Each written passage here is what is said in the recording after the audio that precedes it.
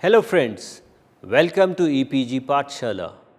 I am Dr. Mani Shresht, working as Assistant Professor at Haryana School of Business, GJ University of Science and Technology, Hisar. Today, we are going to discuss about the topic incentives and fringe benefits. Before starting the discussion, let's have a look at the contents. The discussion will start with the introduction of the topic, followed by organizational incentive plans, difficulties in selection of incentive plans, meaning of fringe benefit and types of fringe benefits. The discussion will end with a summary. By the end of this module, students will be able to understand the concept of incentives. They would like to explain the different types of incentives, and they will be able to explain different type of incentive plans.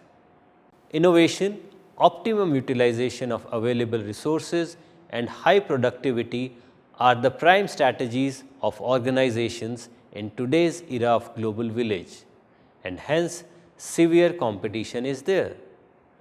When we talk of optimum utilization of resources, human resources utilization is very significant because employees constitute a large chunk of organizational cost.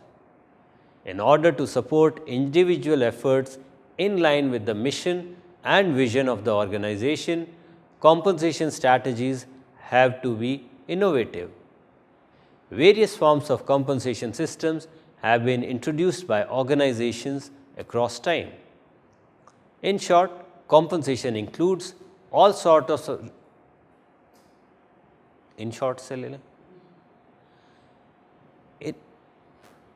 In short, compensation includes all sorts of remuneration and fringe benefits within the incentive plans. Hence, incentive is everything and anything that keeps any employee motivated to work effectively for the organizational growth. Incentive programs comprise of financial as well as non-financial components. These programs are a means to not only motivate employees, but they also foster organizational culture and team spirit. It has been observed that incentive plans assure high performance in most cases. These plans often link earnings to productivity, provide bonuses and premium to high performers. An effective incentive plan has to thus provide for a minimum assured compensation along with an additional extra remuneration for increased output. In other words, an incentive plan comprises of the characteristics of a time-based plus productivity-based compensation payment. Let's try to understand some of the major incentive plans one by one. These are Taylor Differential Piece Rate System, Health Plan, Rowan Premium Plan, Emerson Efficiency Premium Plan, etc.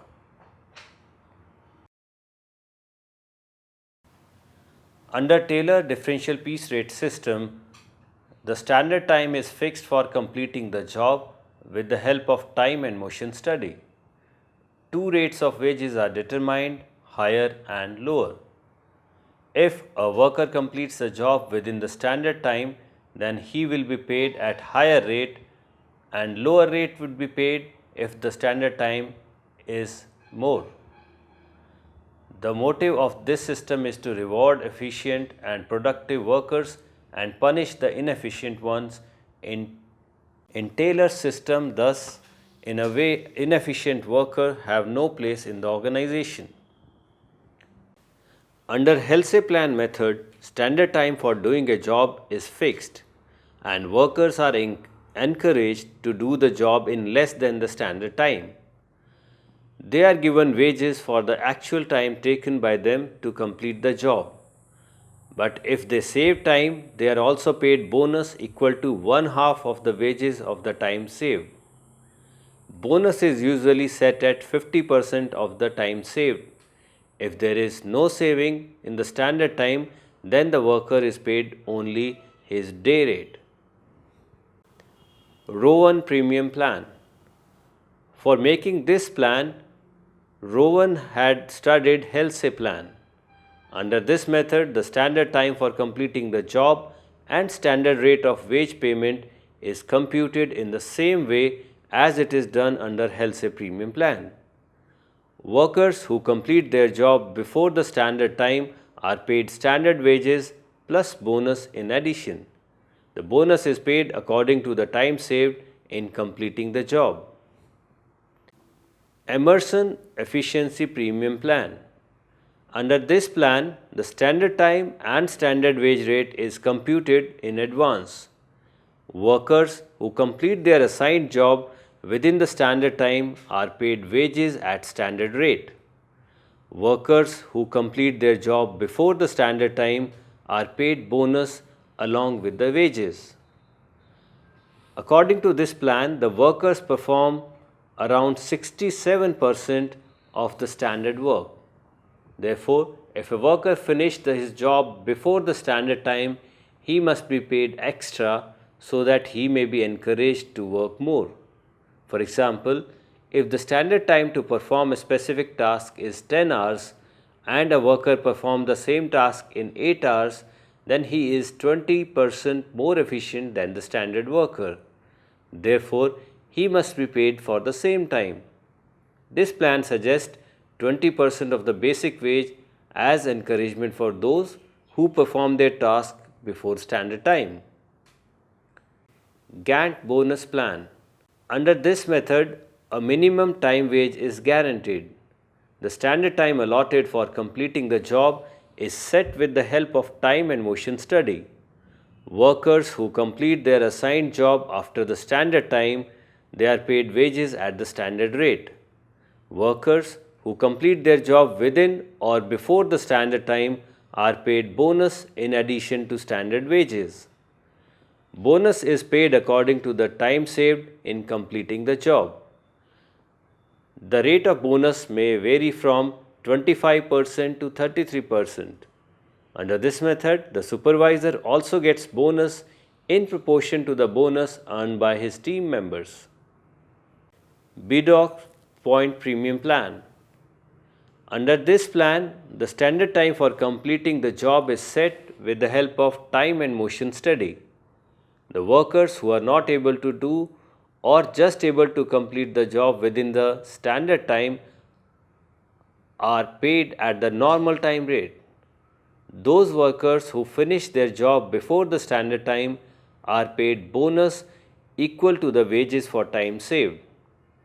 Generally, the bonus paid to the worker is 75% of the wages for time saved and the remaining 25% goes to the supervisor. This method not only pays bonus to efficient workers but their supervisors at a predetermined rate, which helps in bringing up partnership between employees and supervisors that helps in improving overall productivity of human resources. Merrick Piece Rate System. This plan can be considered as an enhanced version of Taylor's differential piece rate system. Under this system, three rates of wages are determined. A minimum guaranteed time wages are given to employees who complete 80% of the standard production. Workers who complete 80 to 99 of standard job get 10% bonus in addition to minimum time wage, and the workers who complete more than 100% of standard job gets 20% bonus in addition to minimum time wage rate.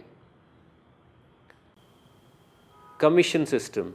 Sales commission is a form of sales incentive which provides employees with a bonus proportionate to the financial values of sales. Commission is an important incentive scheme which is used for sales personnel. The commission on sales generated by sales personnel in a given period may be granted in addition to his normal pay or compensation. Increasingly, commission portion is getting larger and is estimated to be about 40% of the total income of average sales of personnel. Organizational incentive plans. The first plan is gain share plan. Gain share plan is a system of management in which an organization increases its profitability by motivating employees to improve their performance through involvement and participation.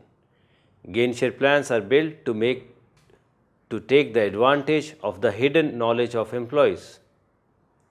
According to the agency theory, organizations incur cost because employees withhold information that could be used to improve organization performance. And incentives plans encourage employees to share this knowledge that can result into the benefit for the organization. Gain sharing has a positive impact on organizational performance by reducing the supervision cost, as per monitoring is more effective than supervisor monitoring, because peers have access to more and better information about the work related issues.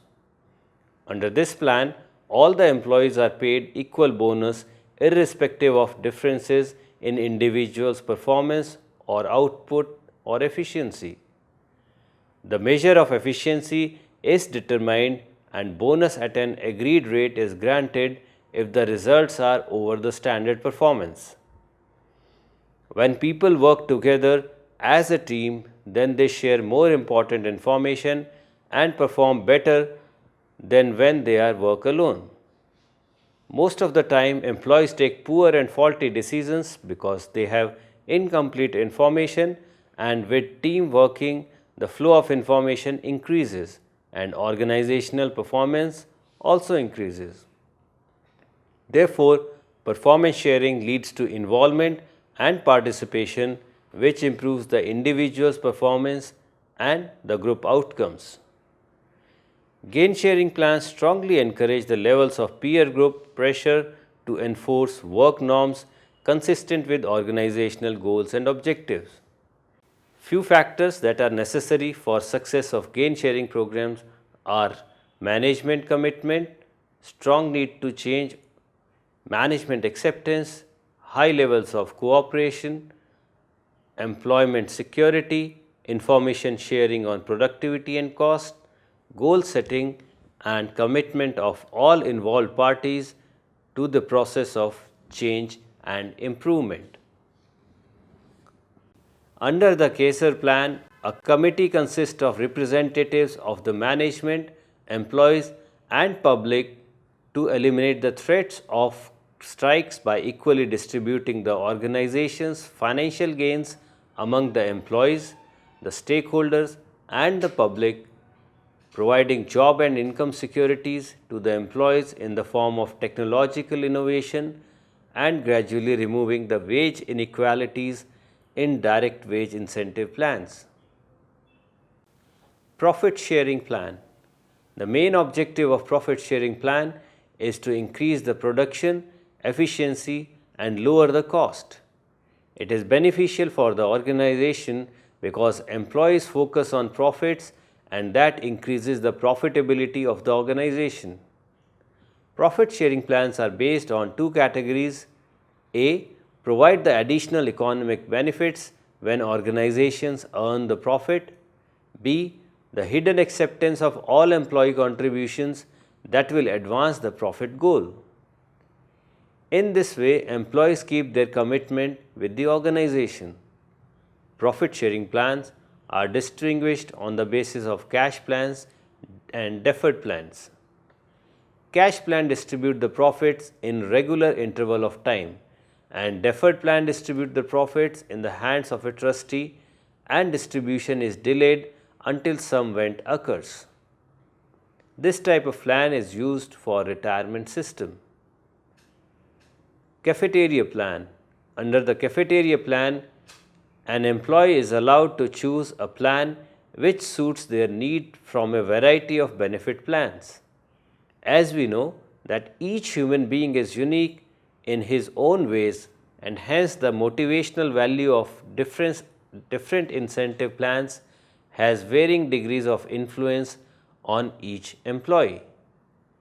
Let's consider some difficulties faced at the time of selecting an incentive plan, size of the organization, difficult to measure individual performance, dynamic organizational objectives, setting right performance criteria is also challenging, and money as motivator is short term.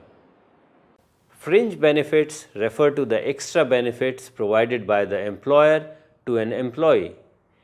In addition to salary, fringe benefits include the services and facilities provided to the employees, which can be in the form of monetary and non-monetary benefits. For example, cash, goods, health insurance, retirement plans, etc. Fringe benefits embrace a range of benefits and services that employees receive as a part of their total compensation package. Benefits and services, however, are indirect compensation because they are usually extended as a condition of employment and not directly related to performance. Fringe benefits are those benefits which are provided by an employer to or for the benefit of an employee and which are not in the form of wages, salaries, and time related payments. Fringe benefits are divided into two categories such as statutory benefits and voluntary benefits. Statutory benefits are those fringe benefits which an organization is legally required to provide to its employees, while voluntary benefits are those fringe benefits which an organization prides of its own will and wish. Let's try to understand few of the statutory benefits. The first one is insurance benefit. Under the provision of Employee State Insurance Act, employees working in industrial establishment and drawing wages up to 10,000 rupees per month shall be provided insurance benefits. It is contributory insurance plan under which the employee contributes 1.75% of the wages and the employer contributes 4.75% of the wage.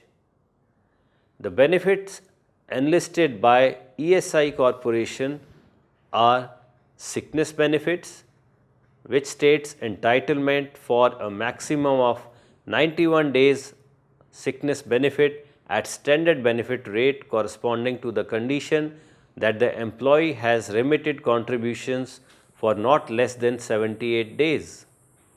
Medical benefit, regular medical treatment from qualified doctors of ESI dispensary and hospital for the employee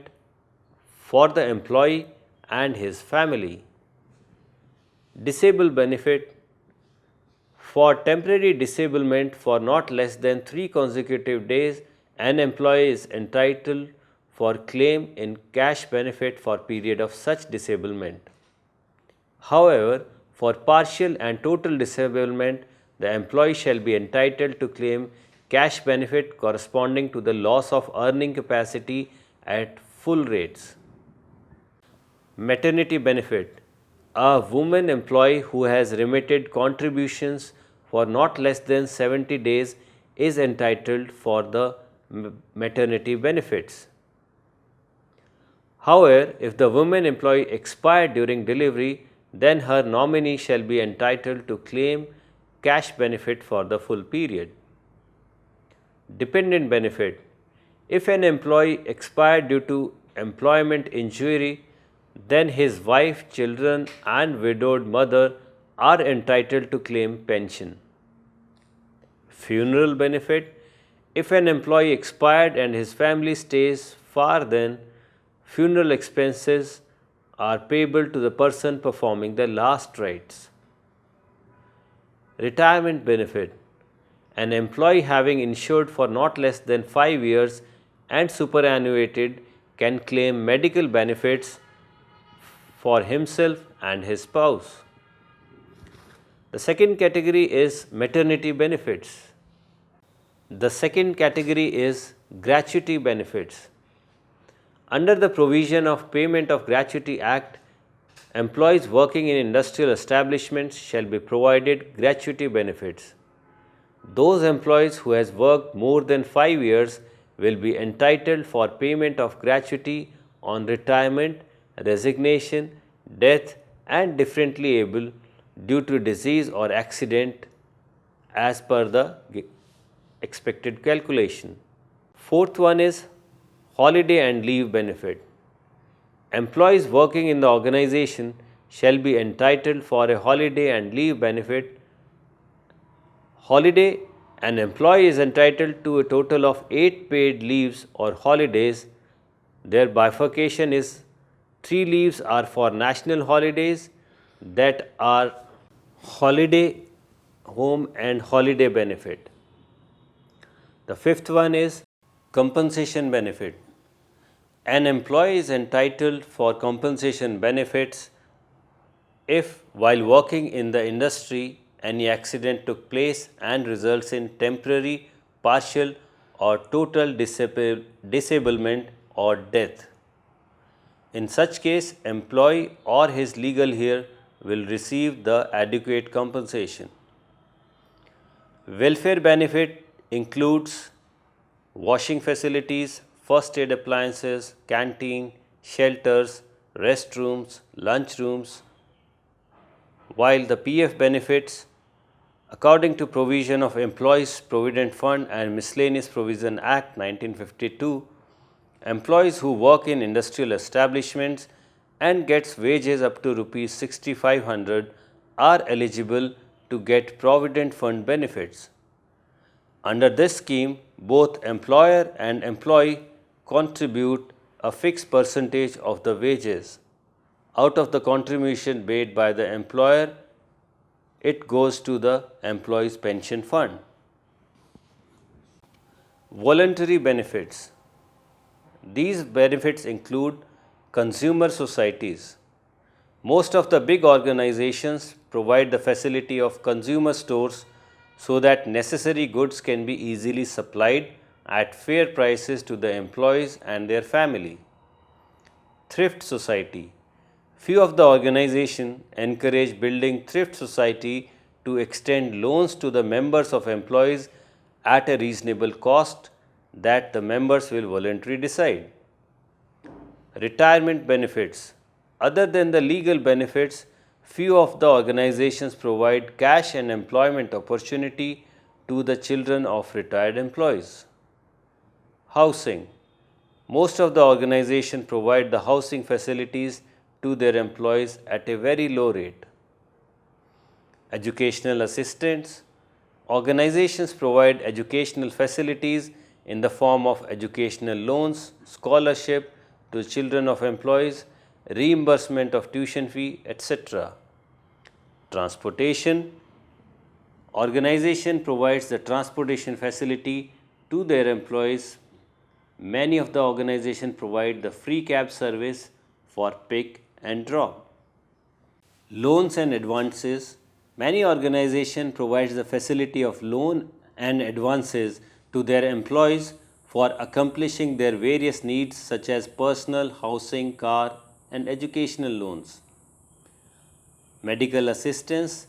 Employees are provided free medical checkup and insurance facility for securing their good health. Some of the big organizations have fully equipped hospital of their own for the benefit of their employees and their family. To summarize, incentive is everything and anything that keeps any employee motivated to work effectively for the organizational growth, and it includes financial as well as non-financial components. Organizational incentive plan includes gain sharing plan, profit sharing plan and CASER plan. Fringe benefits refer to the extra benefits provided by the employer to an employee in addition to the salary. Fringe benefits include the services and facilities provided to the employees, which can be in the form of monetary and non-monetary benefits during employment period. Fringe benefits are divided into two categories, that are statutory benefits and voluntary benefits. Statutory benefits are those benefits which an organization is legally required to provide to its employees, while voluntary benefits are those fringe benefits which an organization provides of its own will and wish. Incentives and fringe benefits are a part of the total remuneration that deeply impact the loyalty as well as the retention of the employees within the organization. These benefits attract higher engagement levels from the employees and also ensure better commitment, performance quality, and motivation in employees. This results in enhanced productivity at individual as well as group level. In other words, we can say that incentives and fringe benefits prove to be a great source of performance enhancers and motivators. Happy learning!